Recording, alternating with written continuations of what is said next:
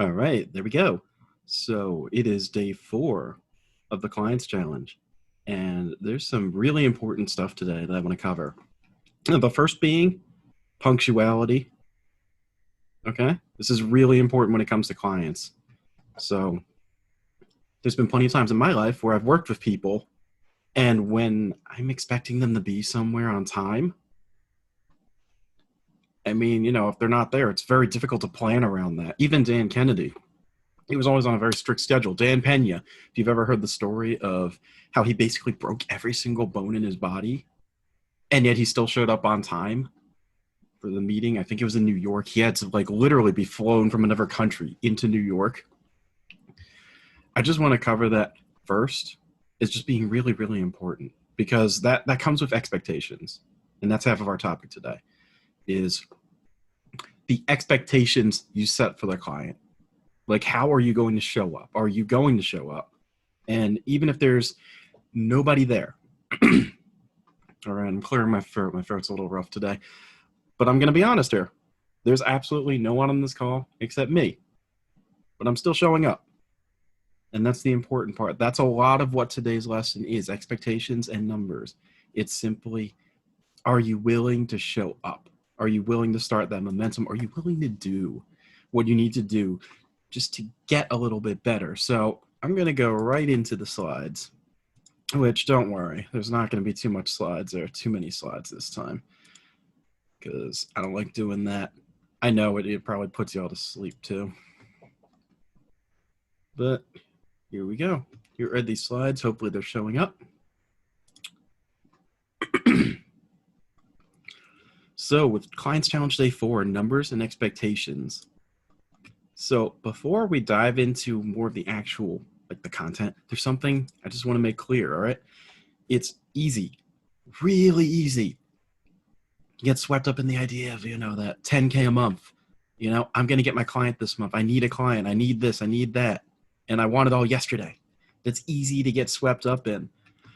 But it's just as easy to get discouraged and give up if you feel like things aren't going your way, or if you expected things to happen overnight. All right, this is my first challenge. Okay, it's June or July 2nd, something like that. There's no one here. I'm alone. I'm talking to a screen. I'm talking to myself, but I'm still showing up.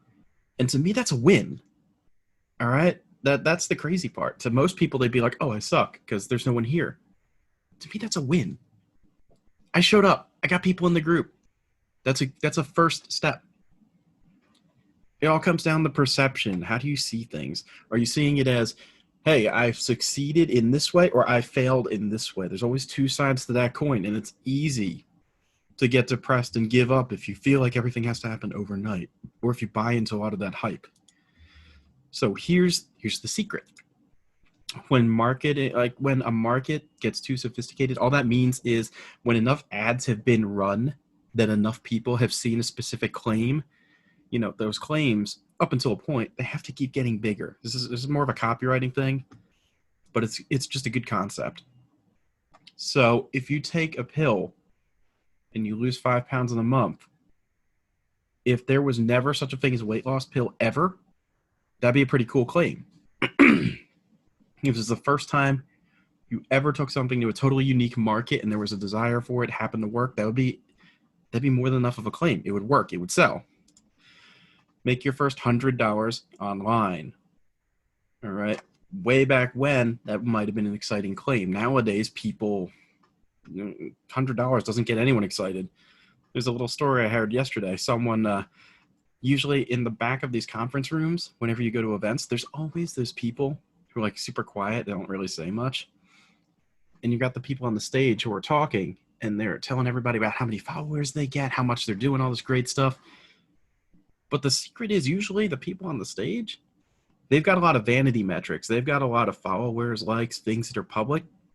That doesn't mean they know how to actually do anything with that, right? They can teach one half of the puzzle, but not the important part, which would be the getting paid at most of these make online money events.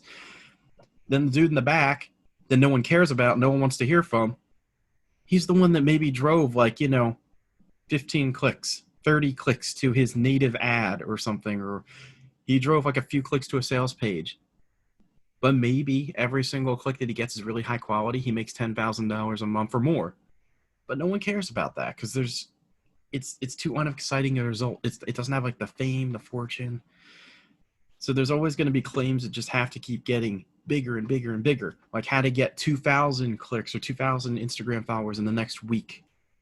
You know, nobody wants to hear how to get 5 dedicated Instagram followers in the next month.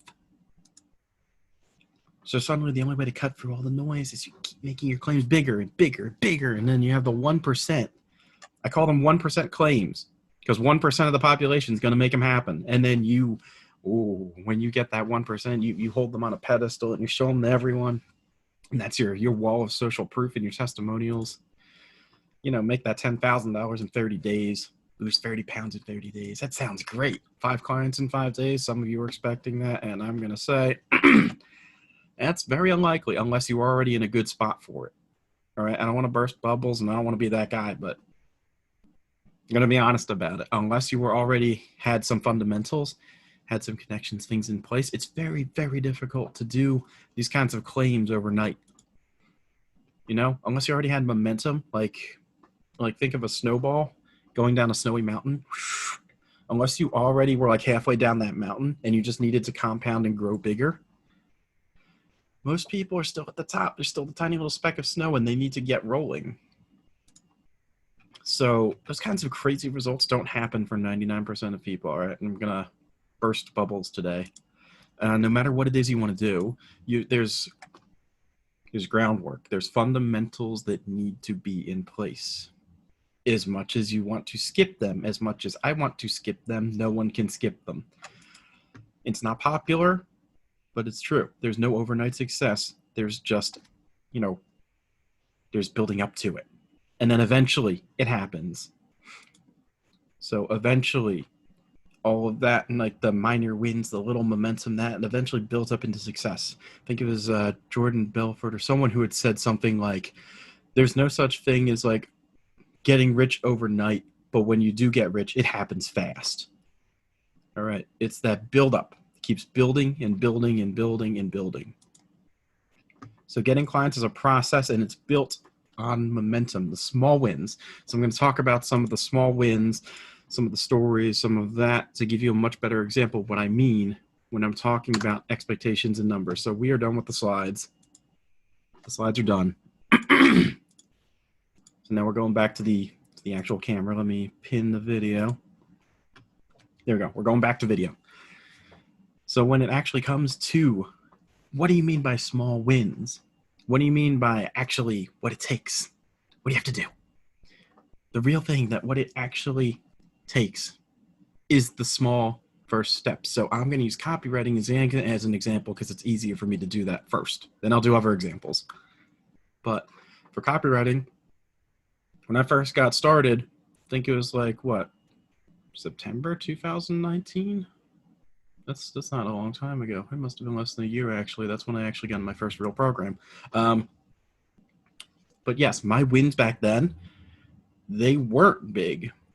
They were just little things like, hey, did I get up this morning, sit down at the computer, and remember to do like 5 minutes of studying? Did I get up? Did I write a bullet today? Did I get up? Did I write an email today? Not even a full email. Did I write a subject line? Did I write a headline? Did I write a bullet that was a little bit better than yesterday's? There's sometimes where you can just tell when something's getting a little bit better, right? Sometimes it's tough to tell and it feels like you're just stuck, but other times you can feel it. It gets a little bit better each day. Like those were my wins. I didn't get paid a single cent at that point, and I had spent thousands already. But you know what? Just that little bit, that little win, that little small little thing that I call a win, and that comes down. That's why I covered confidence on day one. That comes down to your confidence and your identity. So that tiny little win you have up here, it doesn't look like anything's happening as it's going down the hill until you hit that point where suddenly, you can start compounding, and then you're a massive snowball, you're taking off. And everyone thinks that you did it overnight because they see this tiny little snowball, and suddenly it's like, But no, that was compounding. That was the wins stacking over time. That was, if you want your first client, like the way that I had to do it was I put out my work. All right. I wrote stuff. I was just writing. I was writing, I was teaching, I was trying to share information, do whatever I could. And then because I spent my time sharing, which was quite a while, I think it was actually a few months really before anything happened. But it was a couple months. And I was networking with some of the people in my copywriting course or the class that I was in. And then over time, as people started to see, hey, he writes, he actually does write, he's writing, I see him. That built up into that momentum. All right, that's what led to me finally getting my first client, which was $35 for some Instagram posts. That wouldn't have happened if I didn't get all those smaller wins first. And even then, that's a tiny win. If I advertise that to you, get your first Instagram client for $35 in like what, 2-3 months? And I was charging, $10 for it, you wouldn't buy it. Don't lie to me. You wouldn't buy that. No one would. But that's the momentum that people have to build up first. And then from there, what happened was, okay, I'm going to do my best on these captions. So I write the captions. They turn out pretty good. The influencer that he's writing, he's pretty happy. And then that leads to more recommendations and more jobs. So the snowball's getting bigger. Now, instead of like $35 for a bunch of Instagram posts, I'm getting paid a little bit. I think it was like $50 back then for an email. So I'd write a few emails. I wrote like 3 emails, got $150. That was nice. And then because I was demonstrating skill, then that's how I got my first funnel client. Where this coach, well, actually, they were a duo. They were a husband and wife duo for fitness. And they just wanted the funnel. They wanted a lot of funnel copy. There we go. Foot in the door. Now I can say I've written social media. I've written emails. Now I've got the funnel. The mistake I made was that I didn't get metrics or ask for enough proof that I had done that, which is something I'm going to highly, highly, highly recommend that you do. Always make sure to ask for your metrics, your numbers, your proof if you have a way to do it. But to tie this all back to the idea of like expectations, you have to temper those expectations. All right. There's a certain part of you that probably does want to take off, thinks your back is against the wall and you have to do it now. But what happens is, from experience, and I'll tell you my experience, you end up ping-ponging everywhere and you keep going back to zero. So I had originally started out with computer programming. I'd gotten okay at it. Hated it. So then I decided to move to phone sales. All right. I got a little bit better at that. I made a few $1,000 off of it. And then I realized I hated it. So then I had to start all the skills that came from that. Before I could hit the success threshold, it just right back down again. Of course, your skills are cumulative, but unless you do everything one at a time to the point where it becomes unconscious for you, you're just going to end up stretching yourself in 20 different directions and get nowhere. So instead of that roller coaster where I kept whoop, whoop, whoop, whoop, once I finally hit on copywriting, that's when I decided, okay, you know what? I'm going to start here and I'm going to keep building it up. This is the skill. You have to decide which one's the skill, even if you don't like it. That's the whole point. That's why you jump from skill to skill. You need to find the one that you think you can tolerate the most, you can stick with the most. So your skills can, until finally you have enough skill that you're someone would actually want to hire. No one's going to want to talk about that. You're not going to find that in a lot of courses because you've already given them the money, or they're trying to get the money. That's fine. All right. They're not going to say, oh yeah, that you need to have all this skill. They're actually going to reverse it and tell you just how little skill you need, and how having no skill means they don't have to unteach you the bad habits and all that stuff. For most people, that's not actually true. So that's the long and short of that one. Expectations, temper the expectations so you don't end up thinking you need to be here already because you're falling behind when really you're here, and that's really good.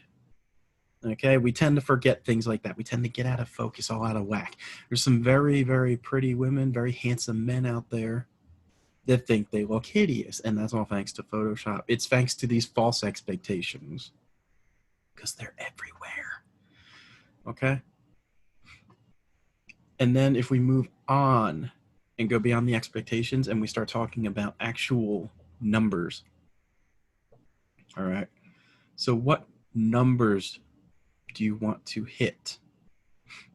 Where are your expectations when it comes to the numbers? Are you expecting, one client in a month, 2 in a month, 3? How many are you expecting? What are you expecting to do, no matter what it is? Because I think it was the Bill Gates quote.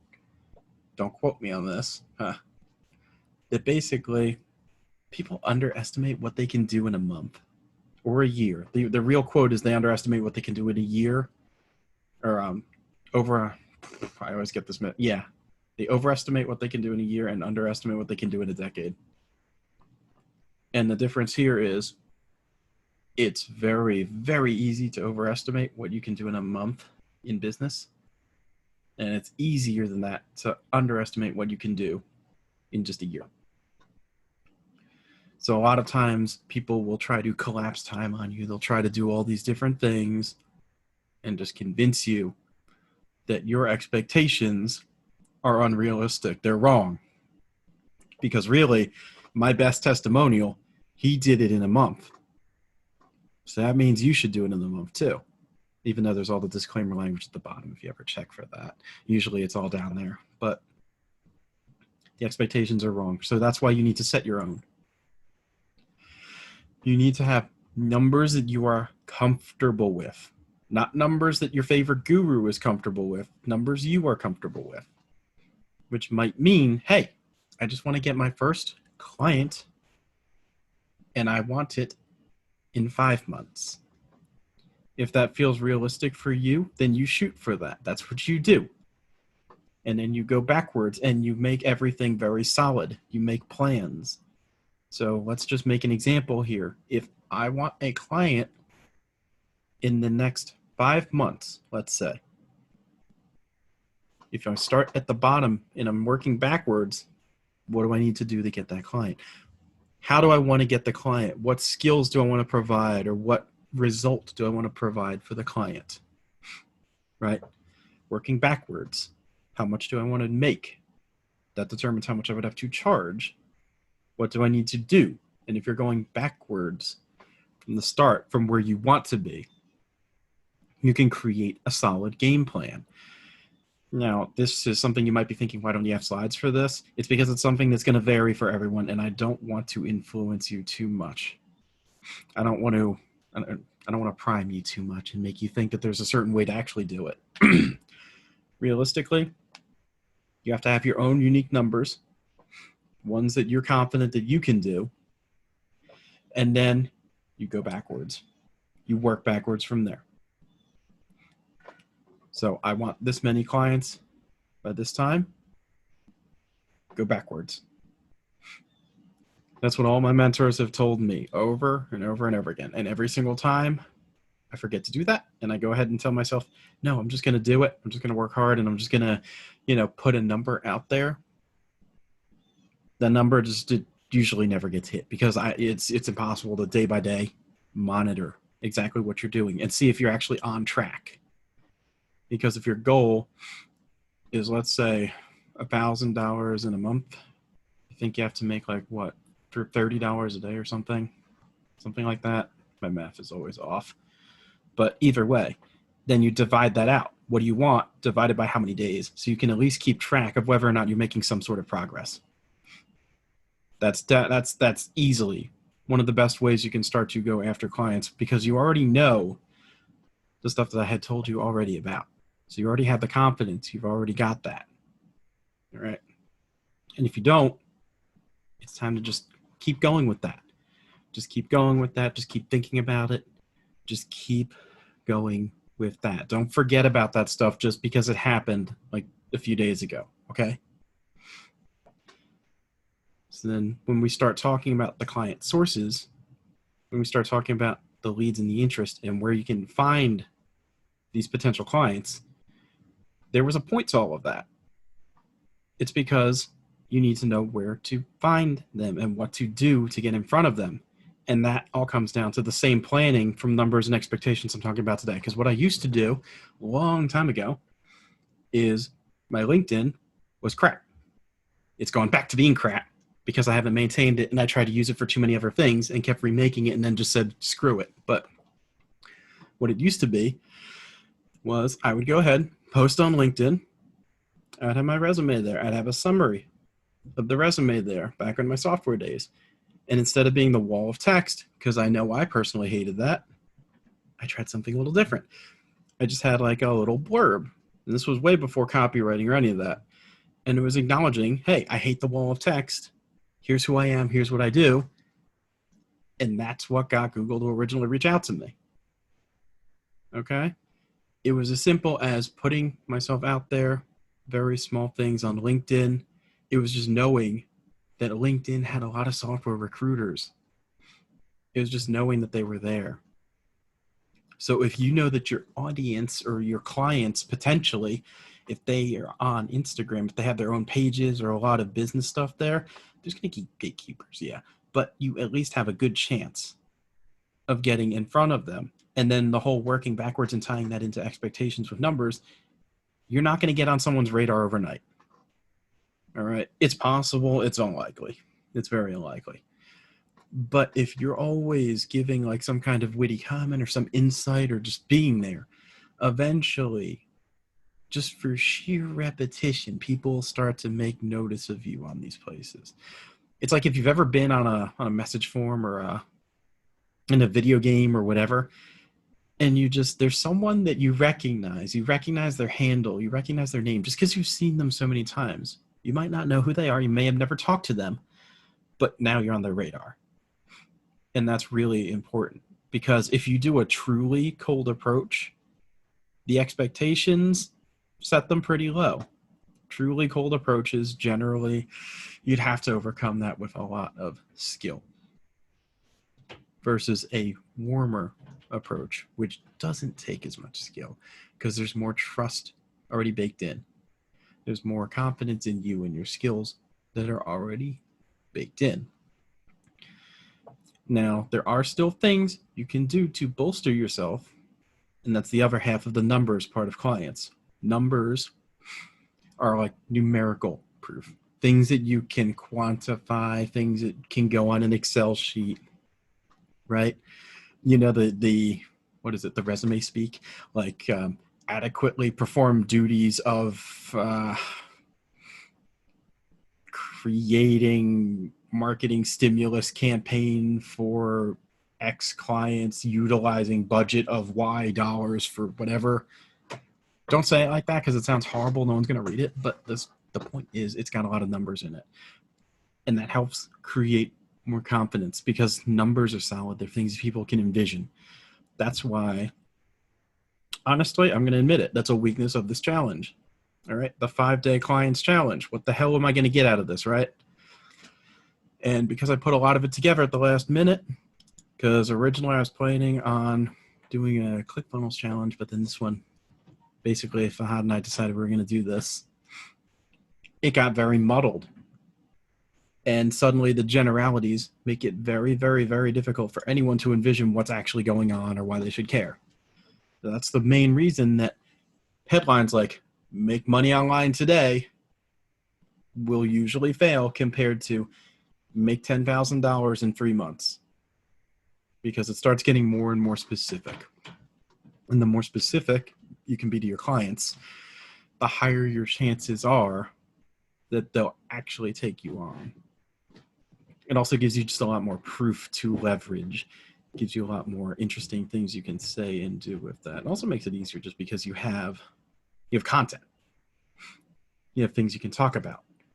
You have stories you can share. You have things you can tell other people about. So that's going to be another key point.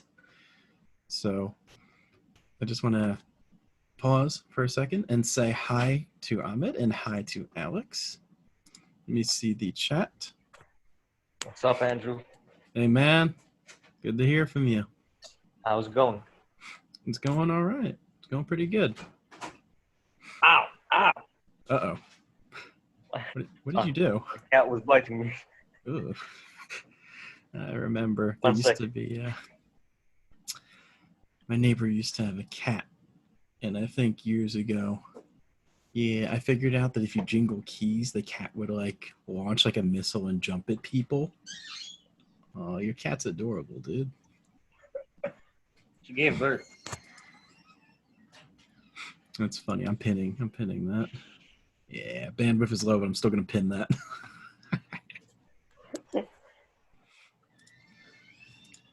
But yeah, I mean, I used to shake the keys. The little cat would jump like a missile and latch on the people's backs. And I was kind of a dick for doing that, but it was funny.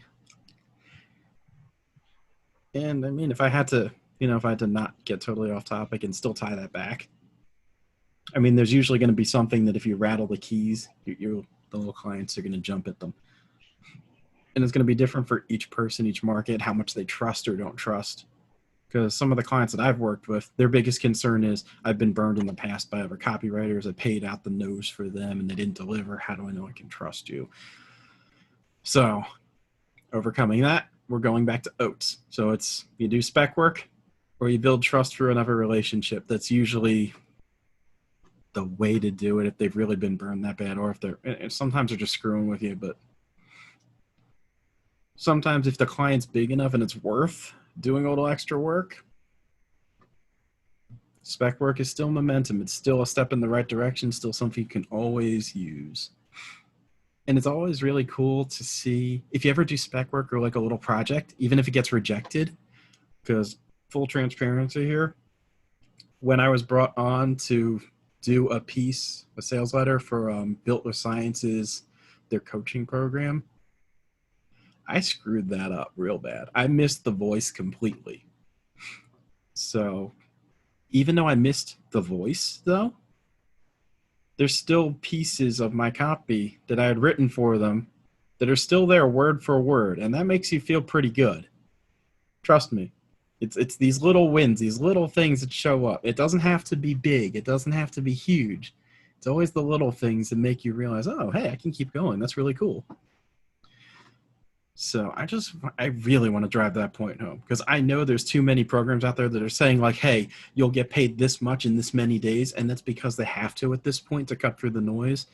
But those expectations are just going to kill a lot of people. It's going to stop them. It's going to make them, just give up a lot sooner than they otherwise would. And then they'll never succeed. And they'll just keep riding that roller coaster over and over again. Just like, oh, new product doesn't work. New product doesn't work. Some of them can live up to those claims, but it is so rare to find one that actually does. And yeah, Ahmed, you're right. The more you hit your daily goal, the more you're motivated to keep on going. That's just, it's that dopamine. It's the same thing that happens with drug addicts. Well, sort of. It's like, all right, let me take a hit. You feel good. Oh, no matter how crappy you feel next time, eventually it's like, hey, there's some emotional trigger. Oh, this is going to feel good. Let me take another hit.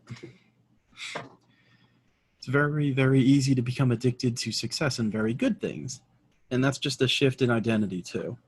So being able to be confident and being able to say, hey, I'm the kind of person that succeeds. I'm the kind of person that, wants to motivate others, or I'm a motivator, I'm an inspirator, or whatever you are. That if you can form that core identity and then have the confidence to mix with that, that's when it's going to help you actually guide you to what you want to do. So I'm getting a little off topic, but it's great for picking audiences and niches because eventually it'll sort of filter itself if you're having trouble figuring it out. So I'm going to go back to that original pause I said I was going to do because now Alex and Ahmed are here. Do you have any questions for me?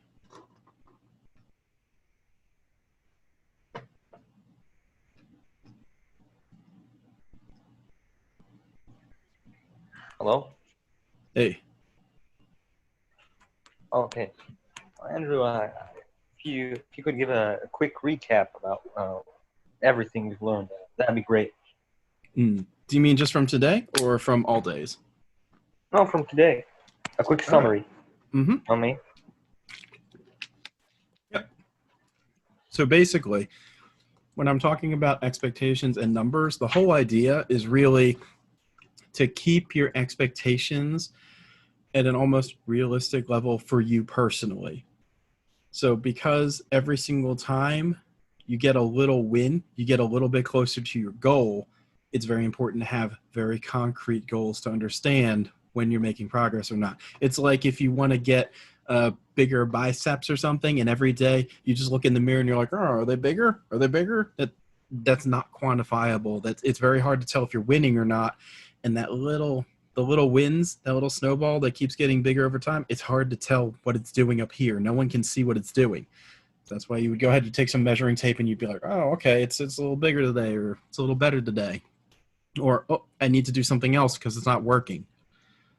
So to tie in the numbers part of it, if you have specific numbers that you're looking for that are realistic for you, like make, $1,000 a month in the next 5 months, then you need to actually take inventory. Okay, if I want $1,000 a month and you were to break that down over the roughly 30 days, how much money would you need to make each day? I think it's like what, 30 to 130 bucks? I always screw up my math.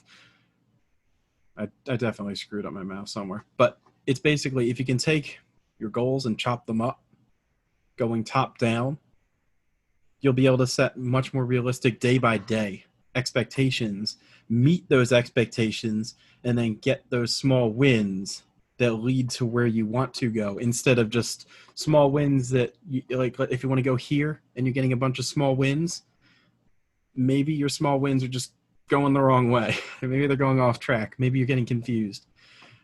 So if you can take the goals you want, set expectations and numbers, and then work backwards from there to where you are now, then you know what small wins do you need to make to get there, and you can also keep track of exactly how well you're doing each day.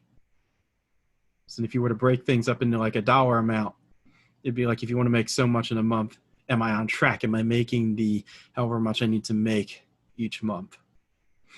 And then in the case of a client, that's a little different because it's not the money thing. It's a little harder, but the way you do that is, okay, if you want one client in, let's say, a month, go backwards. What little steps do you need to do? What skill do you want to provide for the client, right? Do you have that skill in place?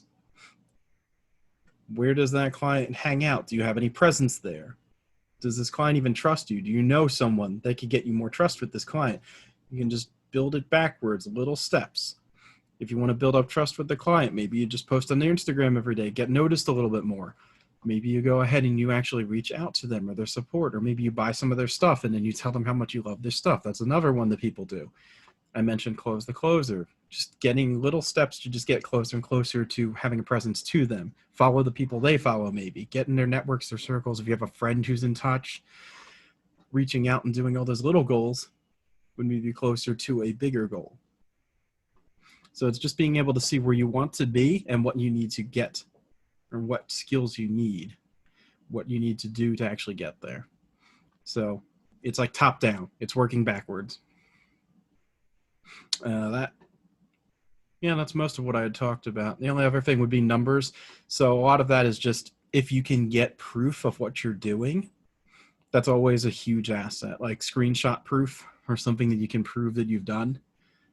Because I'm going to admit, a lot of times in copywriting, sometimes your stuff just never gets run. The company just didn't want to run it. They just didn't have the money. They just dissolved. Something happened. It happens more often than anyone would like to admit. But then sometimes you just, get proof. It's your claim now, but you don't have a number to back it up. Or if they told you on the phone what a great job you did and you never recorded that phone call, which in some states is illegal and some you just have to, the law is different for recording calls in each state and who's in which state. But without that proof, you can make these claims, but there has to already be some authority, trust, reputation for people to just maybe believe those claims. So always try to get numerical proof but also try to focus on your own numbers. I know it's a little confusing with the whole acronym because it's breaking the one skill. Technically, the skill should be multiple different names. Should be like properly setting expectations and then getting visual proof, if you want to think of it that way.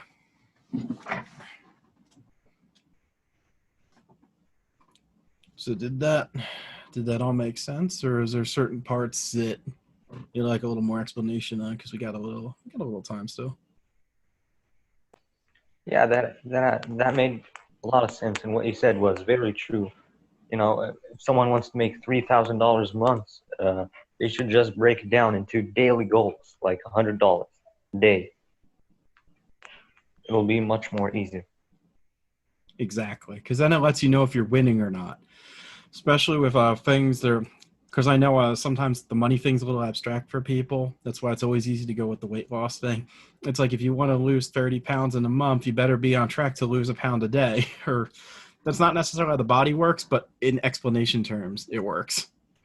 It just makes it so much easier to keep track of whether you're winning or not, or whether you're actually getting the small wins. And then when you track them, they feel like wins. Then you can go ahead and you can celebrate them, and they're 10 times better. So a lot of times in my life, I've definitely felt like I was failing the entire time just because I wasn't tracking my wins. And there's things that our brains like to do to mess with us. One of them is deletion. We tend to delete things that are maybe either not in line with our identity, but things that tend to be like more positive because I think our brains just don't think they're as important. But it's easy to start forgetting those little wins. They just sort of get thrown off to the wayside because they're not giant wins. And the worst part is, even if you hit your giant win, if you didn't build up to all the little wins along the way and enjoy the process, a lot of times you end up just as upset when you get to the big win anyway. So it doesn't help anyone. Yeah, making small goals is a very smart strategy to hit your big goal. So it makes a lot more sense than just saying I want to make X amount of dollars. When you break it down into daily goals, it's a lot easier. It makes more sense, and the brain accepts it. Something simple. So that's what I say. Yeah, for sure, man. And then even if you want to take it a step further, if you just want a rule of one it every day you just have one thing you need to do, and that'll be your win. Every day, just what can I do? What's my one win for the day? It's a much better place to start because I know that the whole clients challenge, the name, I definitely didn't think that through as well as I should have because it's a little bit nebulous right now.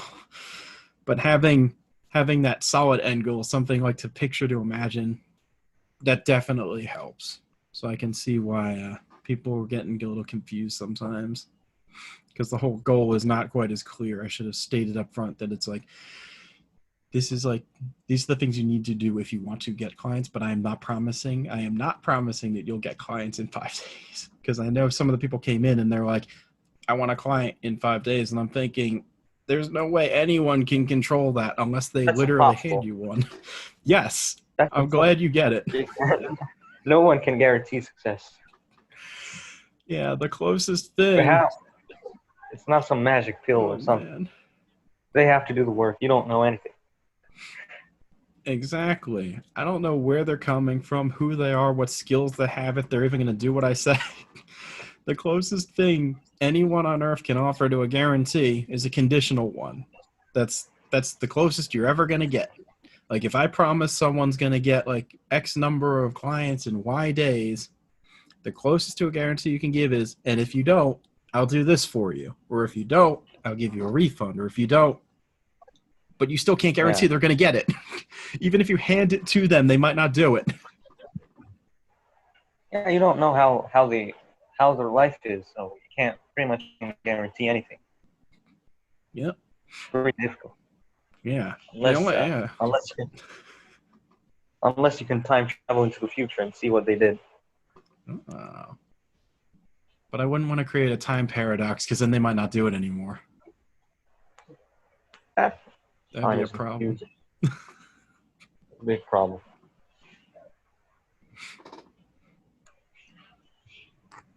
But yeah. Hey, can I ask a question? Yeah. Hey, Alex. How you doing? Yeah, so basically, I'm just trying to figure out like what numbers are worth bragging about. Because I mean, like, I've Hmm. been working with this company and sending out cold emails, and I'd say it's kind of between like 10 and 15% open rate on the cold emails, which isn't bad. Like 484, we get like 37 open or something like that. Usually a bit more, but then from there, it have like the unique clicks probably goes down to like the tens or whatever. So it's like I don't know, if it's like worth bragging about, or if I could say, hey, this is all high ticket stuff, so like these rates aren't bad. Yeah, it's all up to it's a weird and touchy subject because of the fact that a lot of times click-through rates, a lot of these metrics, they can sound good on paper, but they're not actually worth a whole lot when you really think about it Yeah. because every market's so different. If you have a number that sounds usually what I recommend is if you have numbers that are extraordinary or above industry average, no matter how BS they are, as long as they're reasonably relatable and provable, then you can go ahead and mention them. If you're going to mention them and the industry doesn't know why they should be impressed, then you need to impress it upon them.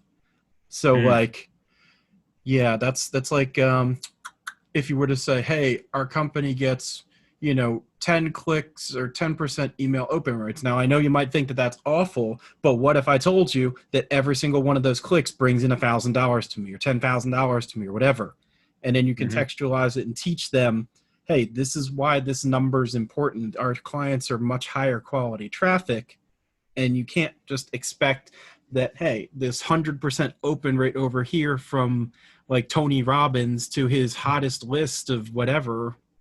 You can't compare them, especially between markets and everything. So you need to educate people on why they'll care or why they should take notice.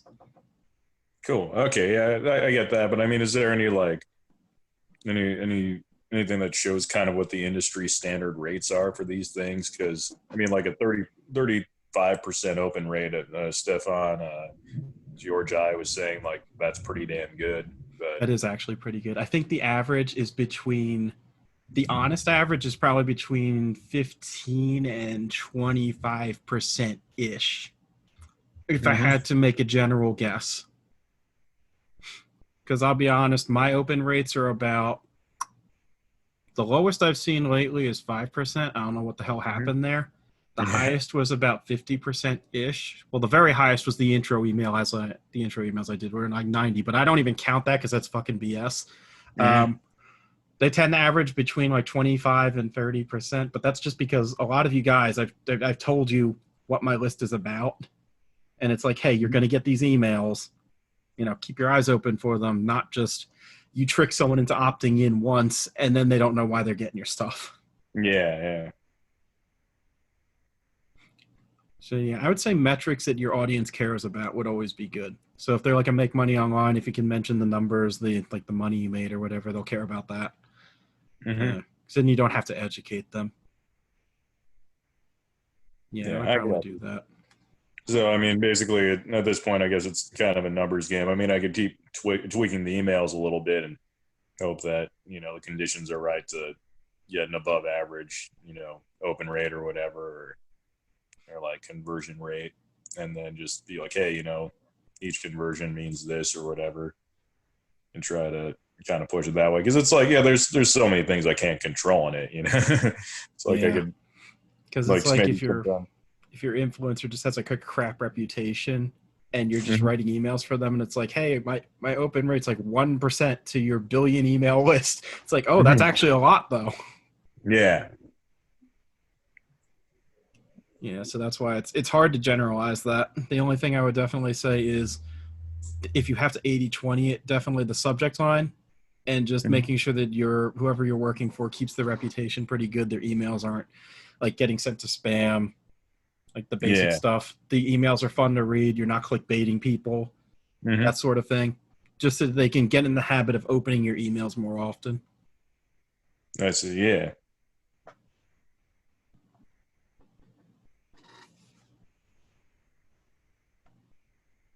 All right, I see you've got your hand raised, Ahmed.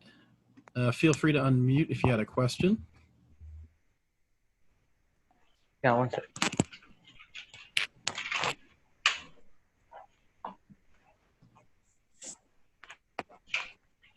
Yeah, so I learned this strategy in an email marketing book.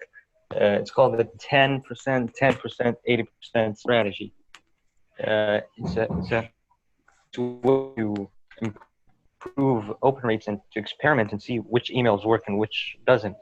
So you basically send out two different emails, one to 10% of your email list and the other to another 10%, and then you see which is better. And the one that performs better, you send it to the 80% of your list. So something I found out in an email marketing book. See, I'm learning new stuff all the time. That's actually a cool way to do split testing. Definitely. Yeah, I've got no complaints there. Thank you.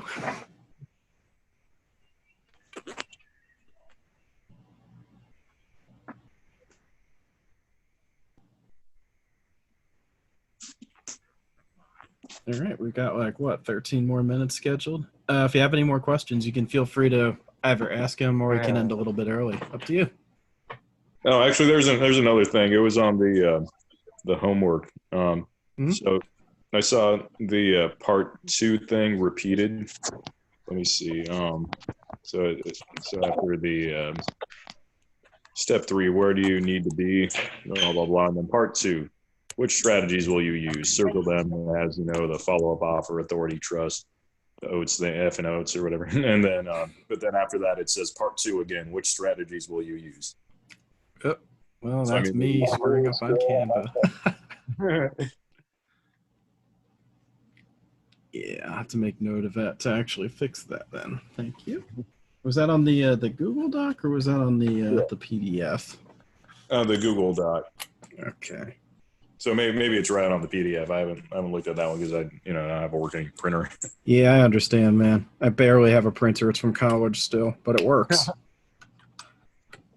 Still works, still prints fast. There we go. Write that down for later. So tomorrow's going to be day 5? Yep, tomorrow is day 5. It's the last? Yep, the last one for this challenge, and I'm going to have to retool and figure out what I'm doing. Yeah, that sounds great. So far, the challenge was actually, it was awesome. Great. Thank you, man. Appreciate that. Because it's always, the first one's always confusing because you don't know exactly what to do with it. Oh yeah, this is your first challenge, right? Yep. So I'm definitely looking for like all kinds of honest feedback. Whatever you want to tell me, what sucked, what was great, what was average and should be cut. That'll definitely help for anything I do in the future. And so far, it was pretty great for our first time. Just day 2 was a bit complicated. Yeah, that was. We sort of planned it, but we sort of didn't. Yeah. I always have a lot of trouble planning with people like that. Just because, it's always like, hey, I want to reach out to someone, and then they have to reach out to me. It's like email protocols and how they have them structured so well and how in the real world it's never structured well. But yeah, definitely we'll start coordinating better on that one. Yeah, because nobody starts perfect on it. Oh yeah, not by a long shot. If I had recordings of my old, when was my first presentation? If I had recordings to my school days, that would be pretty horrible. But, yeah, I honestly didn't learn how to speak to people until I had to give a pitch to Lockheed Martin to get funding for a robotics club. That was the first time I had ever had to speak on stage. And then maybe this will help someone. Maybe this will help you if you ever want to speak on stage. The whole thing that prompted me was that everyone else on stage sucked really, really bad. Like, so bad that I saw all the investors and the scientists are just... They're doing that thing. And I'm like, geez, I could do better than this. So I'm like, hey, just let me speak. Let me do it. I'll give the demo. Just move. Like, I'm somehow going to be the hero here. Yep, and that's pretty much how we got the funding. But Sometimes you just have to look to other things and just say, can I do better than that? Do you believe you really can? It's not the most teamwork optimism way to do things, but I know it might help you or it might help someone. Just hearing that that approach actually exists is just a way to step out.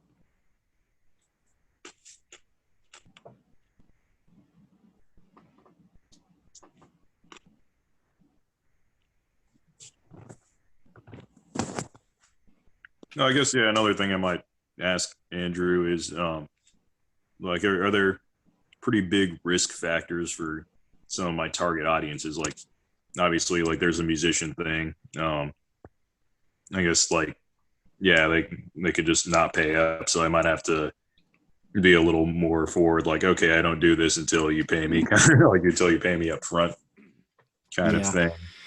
A lot of times, yeah. And then for, I guess, like ones that I'm looking to write copy for, I'd say maybe like coaches who need membership funnels, because I got a few of those free things on the Funnel Friday, whatever. So it's like, hey, I could just like offer that to someone and say, okay, that's a tripwire offer. Now, like, you don't know what to write for it. Okay. Like I actually do that. Like maybe that's kind of one way I could approach it. But again, they might have a pretty high degree of market sophistication and just be like, oh, this guy's going to try to strong arm me into writing copy overcharge and not give me results. Yeah, unfortunately, that's always a risk that just comes until you have more of the reputation just to like back that up. And then sometimes the reason, like the nice thing about actually the step 2 strategy, like Dan Henry talks about, is if you teach step 2 and you teach it really well, you're demonstrating your competence and that you know what you're doing. If they need step 1 suddenly, which in this case, you're teaching how to build the funnel or how to make the funnel, and then you're selling how to write the copy, or you're selling you writing the copy, they're already convinced now, or they should already be convinced that they need this funnel. This funnel is going to do great for them, but what the hell do I write? Now the guy who taught me all about this funnel, the step 2, he's offering to write my copy. I've already worked with this guy. I feel like I know him a little better. It's putting KLT a little bit more in your favor, at least. So even if they're like, this guy's full of shit and I know he's just trying to sell me later, if you do a good job at this first part, it's hard to keep thinking this guy's full of shit because he just spent this much time teaching me for free. So you got a little reciprocity too right there. Yeah, okay. So, I mean, and I guess I would do that by going into the groups they hang out on and just offering value. I mean, I'm starting to do that with like a saxophone group, so I could kind of get them, hopefully get a few of them through my funnel, but I don't know. I mean, even then, I guess it's more about the journey of just, writing some advice and offering help. Like, yeah, get on a call with me or whatever. Like, you're from Egypt. I don't need, like, I know what the economy's like in Egypt. I'm not going to try to charge you kind of crap. But, like, hopefully I could get them to write some good, testimonials for me, at least in that department. But, my difficulty is just trying to go between, copywriter versus like, okay, the thing I'm actually an expert at, which is music. Yeah, that's the interesting part. If you can, I don't know how much sophisticated the music market is, but if you can just remember what your pains were, what you were looking for, it might be more than enough if you just talk about those sorts of things. Because if the market's not super sophisticated, and you can just make a claim like, get a record published or get a label to publish you or whatever in whatever many days, or a strategy or something, and these people are just totally lost and no one's ever said it before, there is a chance that could be enough. You might not need the whole like overinflated claims or like ultra mechanisms to get them to do it. Yeah. It's like, a lot of them don't know what ClickFunnels or copy is. That's one thing I noticed. Yeah, I noticed that too, because there's a lot of like little sub markets, which is what they always talk about with the blue ocean, red ocean, and there's a lot of like older people, especially, who they've never heard of ClickFunnels. They don't know what the hell this stuff is, and it's very, very confusing. So there's all these markets that are like, we're more on top of digital marketing, so it's like, oh yeah, ClickFunnels, that's years old. That thing's ancient. That doesn't work anymore. And then there's still people that are all the way back here saying, oh, what's a funnel? they're still new to the whole thing. Mm-hmm. So it's just, you have to remember that they are not you. They're that I forget that a lot. People are not me. Yeah. Yeah, to be reminded of that like every single day. See, you've got your hand raised, Ahmed. You can feel free to unmute as well. I think you already are, so you're good.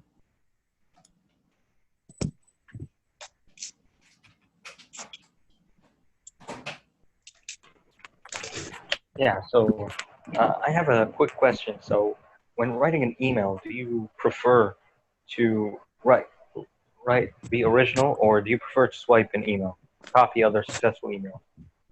In general, for me personally, I almost always prefer to just write the thing completely new, but that's also because a lot of my emails are they're going out daily. They're more based on stories, learning, and experience.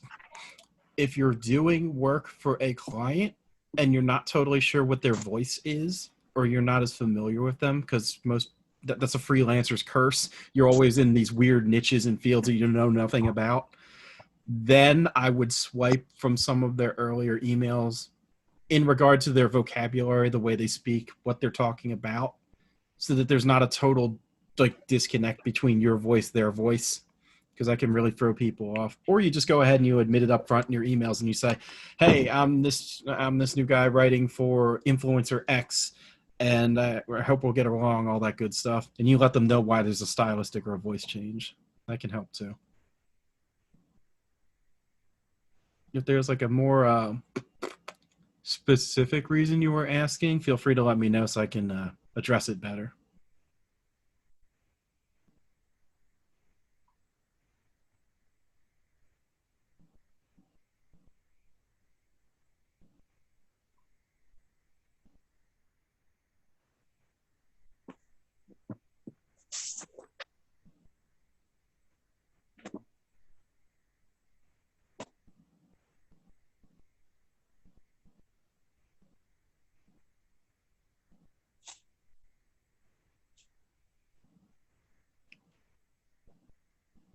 Man, I know what that's like, having your connection drop all the time.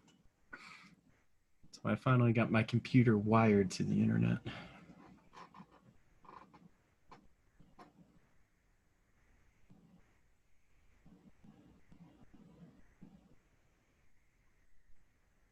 There we go. All right, welcome back, Ahmed. I know what that's like, man. I don't know what happened. Yeah, my internet implodes sometimes too, and then I just lose contact with everyone, and it's like, what do I do now? Yeah, so if you had any more like specific questions or like on the email swipe topic, if there's a reason you were asking that, if you let me know, I can try to address it better or more specifically. No, you explained it well. The email thing. You said if you were writing for a client and you're not sure how to write, you swipe their previous emails just so the audience wouldn't feel a change, you know, it wouldn't feel a disconnect, and the audience doesn't think, who is this guy? Because you don't want to change your identity to the audience. So it's a pretty cool thing to do. Yeah, and then even with the VSLs and the sales letters, definitely don't forget about that, because one of the clients I literally had to go through all of her old blog posts and everything just to learn her voice. But it paid off because she basically had told me, hey, out of all the copywriters we've hired, you're the first one who actually got my voice right. And it's like, well, no, because I went through your stuff and I had to figure it out. But just keep that in mind too, because that'll show them you're going the extra mile for them. Usually they'll appreciate that. Yeah. Hey, Abe, we are almost done here because we're a little over now. If you had any like quick questions, you can feel free to ask them, and you can feel free to unmute, and we can go for that.